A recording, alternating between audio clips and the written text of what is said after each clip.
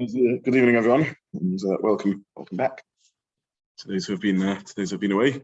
I think we're just going to spend today's share as a one-off exploration of the sugya of Tinok SheNishba. So I hope people manage to do, at least on a sort of a Kios level, the Gemara about shkogos, and the Gemara in Masechet Shabbat onto Masechet Shabbat introduces the idea of Tinok SheNishba. So without going through the cheshbon of the whole sugya, we have a statement of Rav and Shmuel who says that the Mishnah is talking about a Tinok SheNishba bein hanachim, v'gesh and eskaida bein hanachim. So basically, a Tinok SheNishba, the concept of Tinok SheNishba, is someone who grew up completely unaware of Yiddishkeit, and by the time the Gemara finishes analyzing all the different possibilities, it turns out there's a number of possible tzadodim. There's a tzad that a Tinok SheNishba is considered as one shogeg over the whole of Shabbos. In other words, because the Tinok SheNishba is completely oblivious to the halachas of Shabbos, therefore we don't say that every Shabbos is a shogeg, a separate shogeg, nor do we say that every melacha is a separate shogeg. That's one tzad in the Gemara. Then the Gemara had a tzad that no, Tinok SheNishba is like a regular shogeg. Then the Gemara had a tzad that a Tinok SheNishba wouldn't be chayiv at all. The Gemara brought a manza omar that Rabbi Kiva is cholik on this, but the Gemara brings that the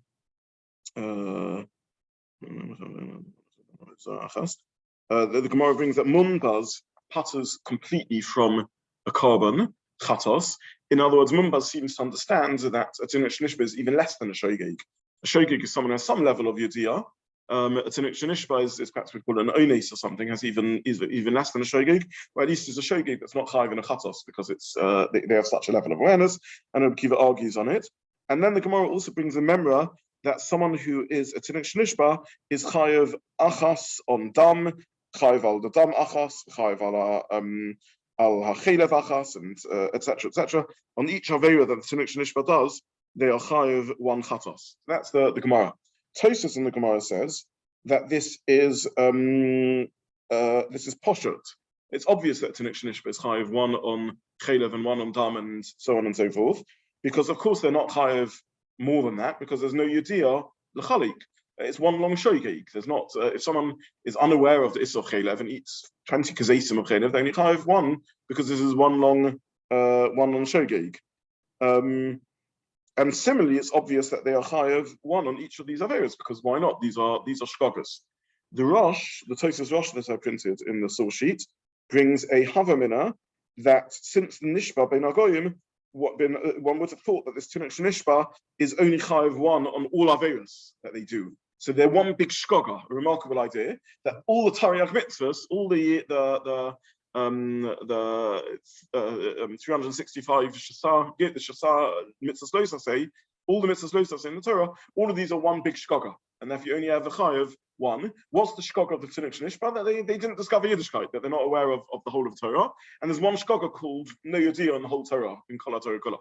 So what's the summary of all the tzadodim in the Gemara? A Tinok SheNishba may be an extreme form of shogeg to such a degree that they're not chayiv at all on kabbanos, they're like an ones. It's possible that Tinok SheNishba is like one shkoga on Kol HaTorah Kula. That was a tzad in the Gemara.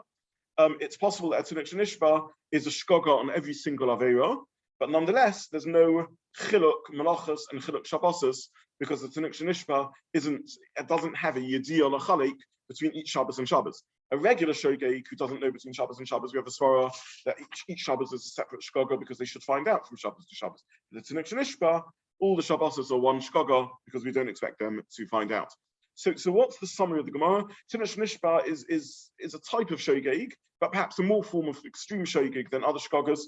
Therefore, we don't say Shabbos is mechalkos. Perhaps we don't even say lavim mechalkos and you're chayiv one on all the lavim, and perhaps we don't say that you're chayiv at all on any shkoga on any isurim, because the Tinok SheNishba is some form of ones. They're too far removed from isurim at all. That's more or less what we see from the Gemara in Tinok SheNishba.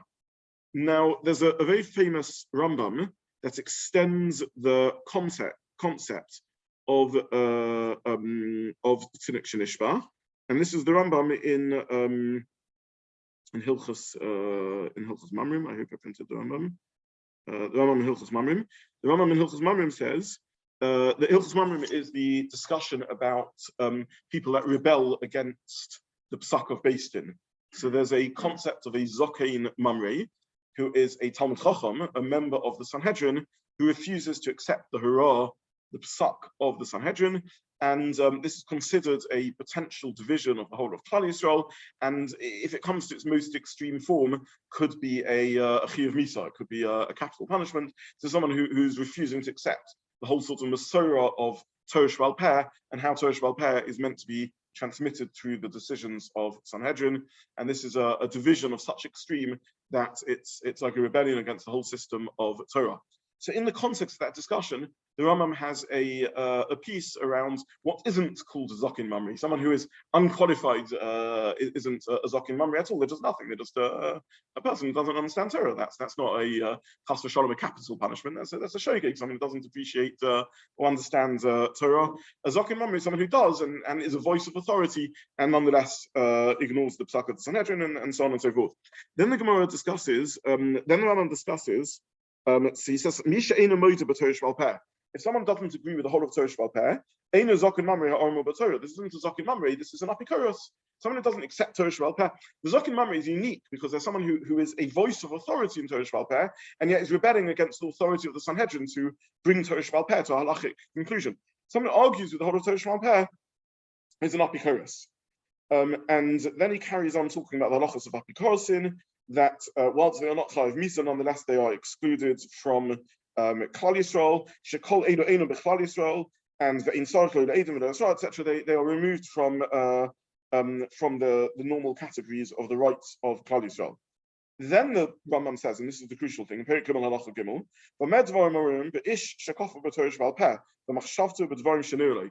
Someone who denies Torah Sheba'al Peh because of thought and reason. Follows their own their own arrogance, etc. However, and he says this includes those who initially rebel against Torah Sheba'al Peh, like Tzadok and Baisus, who were the founders of the Sadokim and Baisusim, those who denied the sects, the cults that denied Torah Sheba'al Peh. However, B'nei HaToyim Ha'ela, or B'nei B'neihem, the followers of these mistaken individuals and their grandchildren, that they were educated accordingly by their parents. The Noldi Bein HaKaraim, the godless and Aldatim, they brought them amongst the Karaites. Tinok SheNishba B'neihem. This is like a Tinok SheNishba, the Godlua. The Ein Ozoros Achis B'Darkei Mitzvah Shari Ka'onus. This is like an Ones.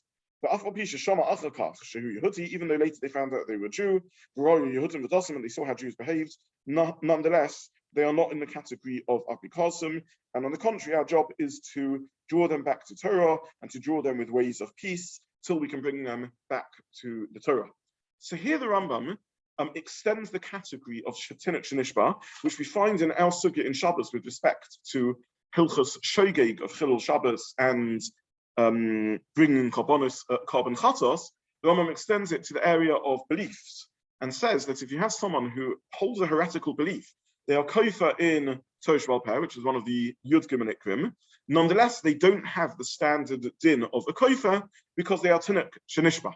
So this is chiddush number one in the Rambam, that using or applying the halachic concept that we find in our period in Shabbos in Klal Gadol and Samach Chesed Beis and Samach Chesed Aleph with respect to Chilul Shabbos and Karbonos Shogeg, the Rambam extends this sort of me'ein ones, ka'ein ones, ka'ones, the sort of ones type nature of the Tinok SheNishba to Hilchos Deos, to the halachas of Kfira and beliefs. That's the first chiddush of the Rambam.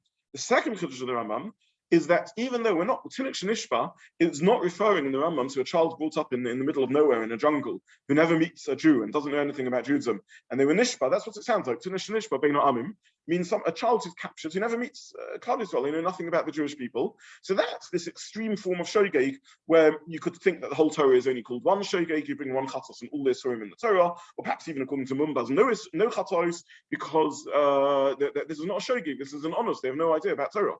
The Rambam says that includes someone who is a psychologically nishba bein ha'amim. In other words, someone just brought up, non-religious, non-frum. They didn't choose to join the Karaim or the Tzedokim. They aren't the tzaddik and baisus themselves. They aren't even the followers of tzaddik and baisus. This is just how they've been raised. This is the group within which they've been raised. And even though they know they're Jews, and even though they know there are other Orthodox Jews around who don't agree with what they are saying, nonetheless, most people don't think out of the box. Most people aren't able to sort of rise above the assumptions and presumptions of the society within which they live, and therefore they're conceptually nishba beina amim. They're sort of conceptually just it never occurs to them to question. This is the way they're brought up, and these are the belief systems, and therefore this is also a Tinok SheNishba. So this is chiddush number 2 of the Rambam, and as I printed on the source sheet, this is a whole array of poskim to the modern era. Apply this to regular non-from people within the society within which we live. So if you lived in East Europe in the late 1800s, or you lived in Germany in the late 1700s, or you lived in Italy in the late early 1600s, you grew up in a society where everyone was from. Meaning to say, there's always people that keep halacha better and keep halacha less well. There's always going to be people who can be bothered and can't be bothered. But the society was from, and everyone was from. As the from world began grappling with significant assimilation in Italy in the 1600s, and then in Germany in the 1700s, East Europe in the 1800s, halacha had to deal with how do you classify what has suddenly become a very significant part of the Jewish population, people who are not shomer Torah mitzvahs, and the Rambam became relevant, which is maybe the first generation who choose to reject orthodoxy and halacha. They are indeed maybe Mazidin, maybe in the category of kofrim, as the Rambam explains, of heretics. Nonetheless, their children and their grandchildren are Tinok SheNishba bein amim. True, they're living in East Europe, they're speaking Yiddish, they're mixing with their friends in the shtetl, many of whom are from, or they're living in Germany, and they're seeing the Orthodox communities around. Nonetheless, this is still called Tinok SheNishba, as per the Rambam's chiddush, that Tinok SheNishba even applies to someone who is who's not in a jungle but living amongst and between Jews in Jewish civilization. Nonetheless, they never think seriously beyond this and don't question this, and therefore they count as a Tinok SheNishba. This is the chiddush of the Rambam. Now, there are 2 other sections of halacha which are very relevant to this and are somewhat difficult in the context of this. The first section of halacha, which I'm not going to dwell on too much today, is a Rambam in Hilchos Shabbat. The Rambam writes in Hilchos Shabbat Perek Lamed Halacha Tesvav that someone who transgresses Shabbos and someone who transgresses Avodah Zarah, in both these cases, it's shakul keneged shakul mitzvahs Torah. This is equivalent to all other mitzvahs in the Torah. And such a person is, he says, Shabbos is the ois, the sign, the covenant, shebein HaKadosh Baruch Hu, beineinu le'olam. It's the very symbol of our covenantal relationship. And therefore, someone who either is Mechalel Shabbos or Oved Avodah Zarah breaks the covenantal relationship and are goy and chol devarim, have the halachic category of a nochri, a goy in every respect. And so the Rambam carries on. Now, the Rambam says a regular person who sins is a sinner. They're a Rasha. Fine, people unfortunately make bad choices in life. There's people that are Rashaim that do sins, fine.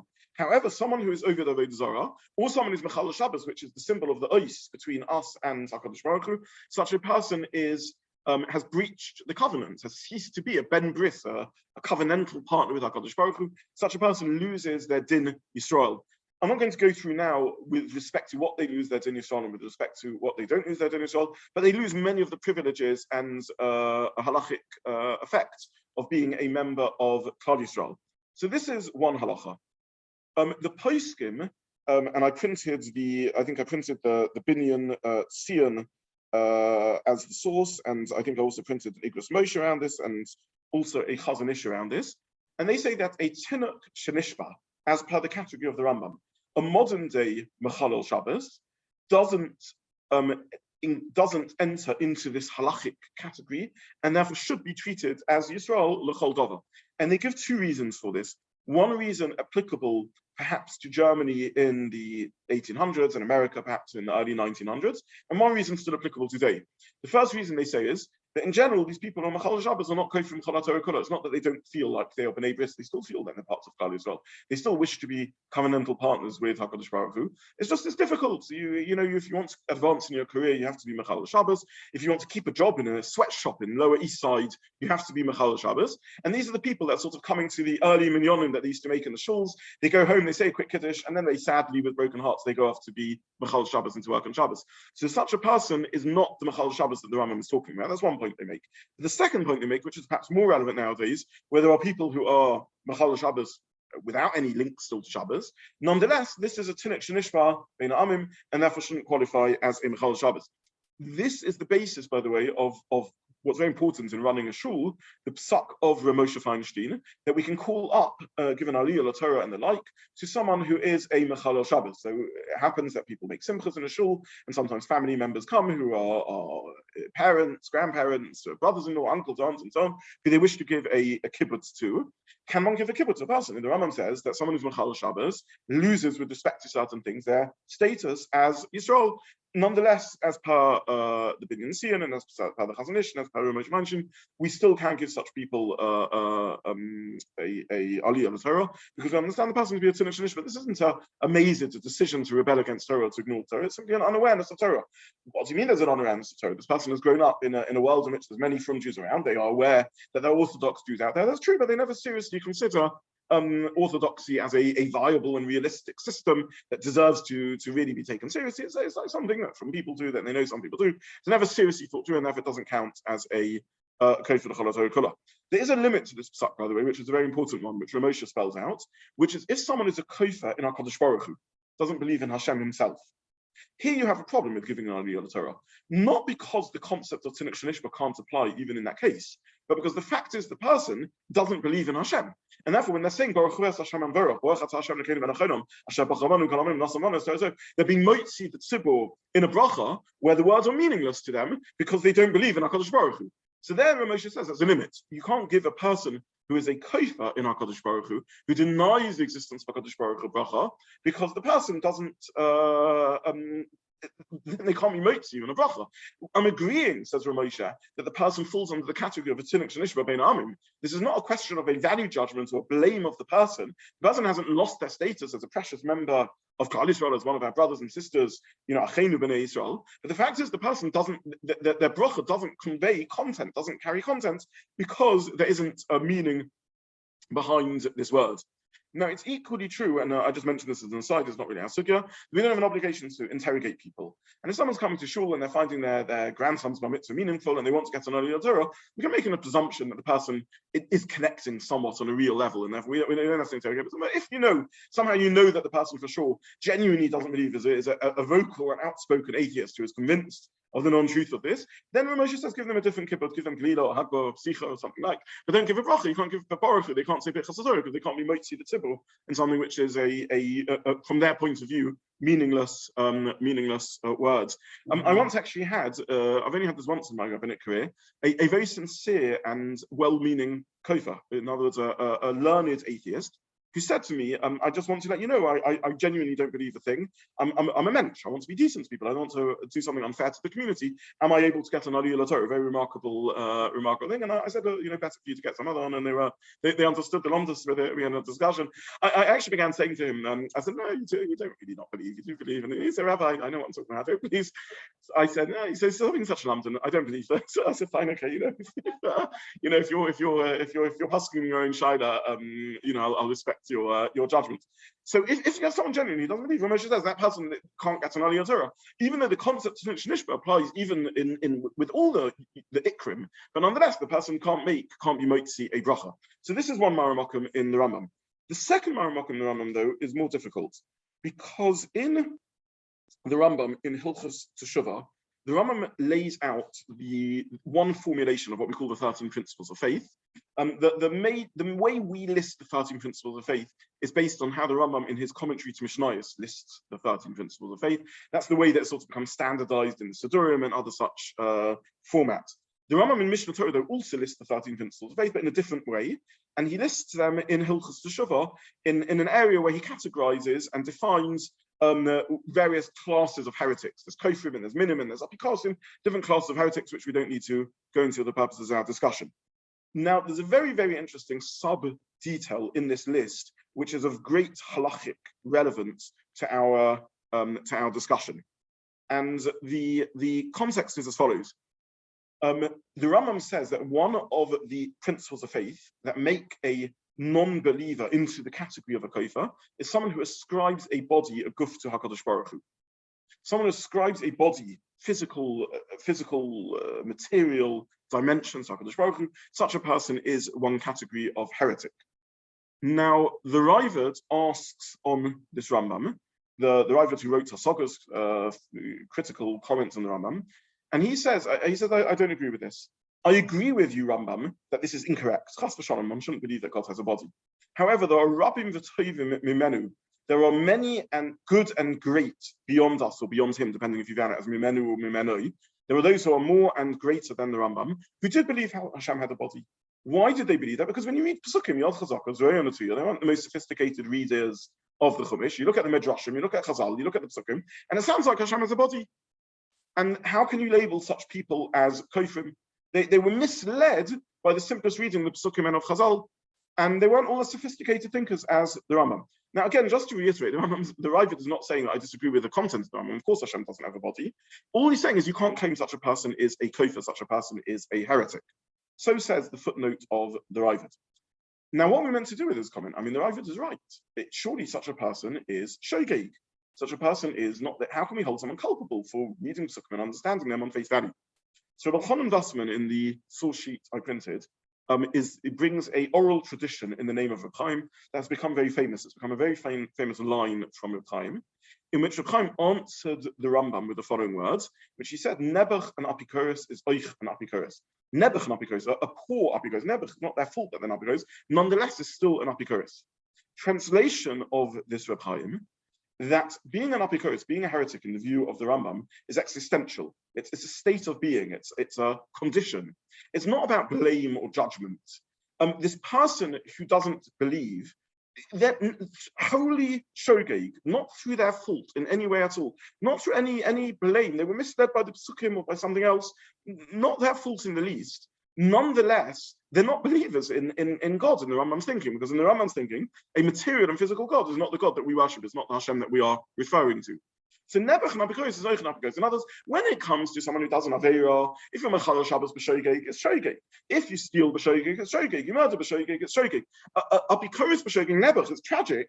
It's shogeg. It's not the person's fault, but nonetheless, the fact is they are a non-believer in one of the formative structural definitions of what it means to be a believer in Torah itself. Or to put this differently, there are critics of the Rambam who says, I don't understand what you mean by listing 13 principles of faith. Everything is a principle of faith. If someone says they don't believe in the story of Korach, that's also a principle of faith. There's also a disbelief in the Torah. What the Rambam is doing when he's defining the 13 principles of faith are saying these are the defining beliefs that describe what it means to believe in Judaism. If you say, if you turn up in shul one day and someone tells you the story of Korach, and you say, it's a funny thing, I've never heard the story before. I remember there was a week that I missed in reception in primary school, and maybe that's what the teacher said that week, but I've never heard the story of Korach. Do we say the person isn't a believer in Judaism? They believe in Judaism, and there's a story they're missing.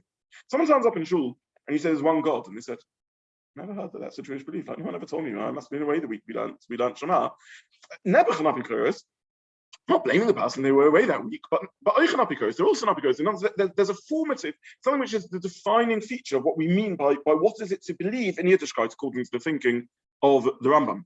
Now, if this is the correct pshat in the Rambam, it's very interesting, because we now have to go through the 13 principles of faith and see why the Rambam thinks they are definitional to Judaism. Some of them are obvious, belief in Hashem, one God's fine, that's obvious definition. But Mashiach, Tchias HaMeisim, prophecy, it's quite interesting which ones he thinks are sort of formative to the essence of the definition of what it means to believe in Yiddishkeit.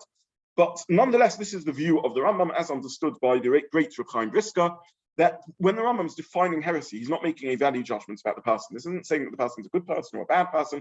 Never can apikoros. But the fact is they're not apikoros. The fact is that there's not believing in Torah. This isn't Torah that they're believing in. This is something else. If you believe in Torah with two gods, that's a different religion. If you believe, according to the Rambam, in one God, but this God has arms and legs and a body, then that's just a different God. That's not Yiddishkeit. That's not Judaism. That's a different faith. Never can apikoros is oich and apikoros.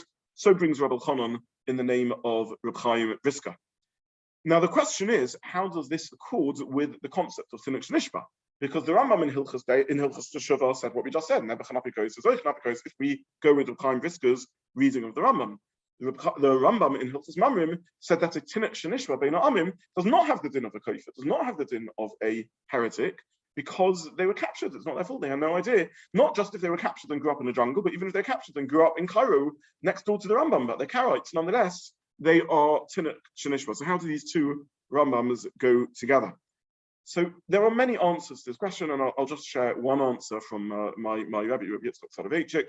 It's not in accordance with what Rabbi Chanan Russman says, but I think it's a very convincing answer and a very profound one that's important and important in practical halacha.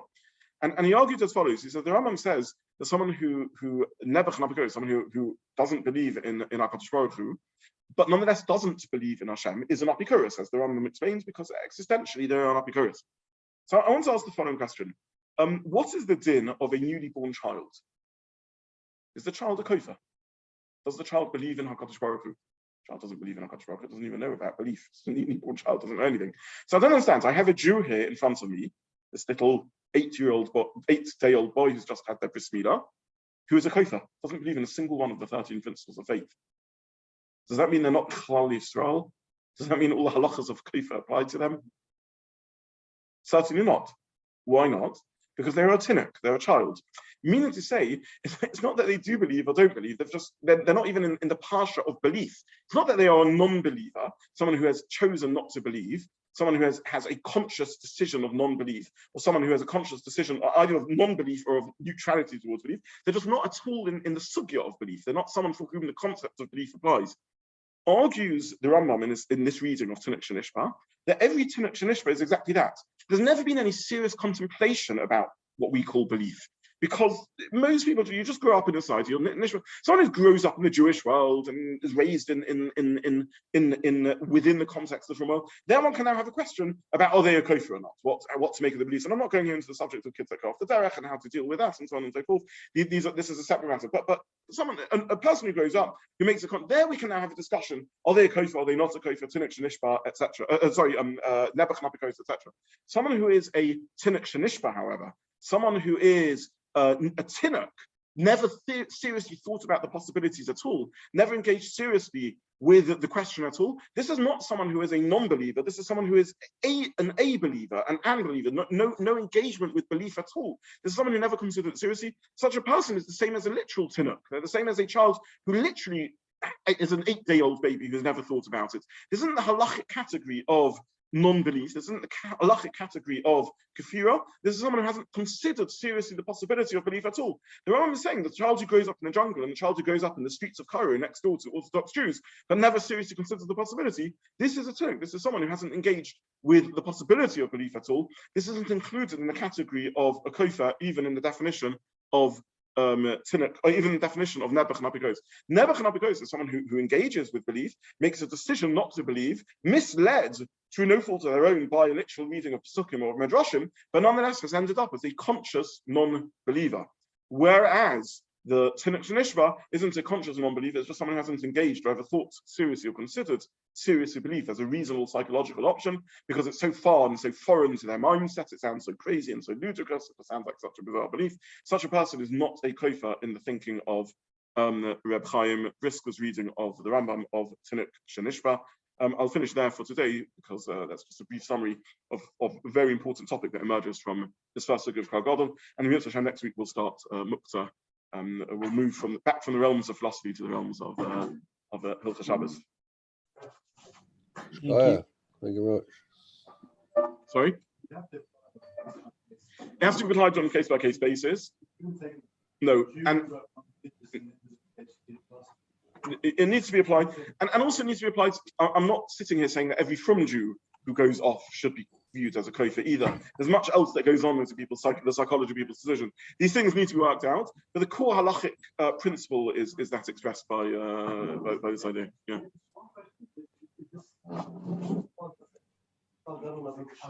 Yes.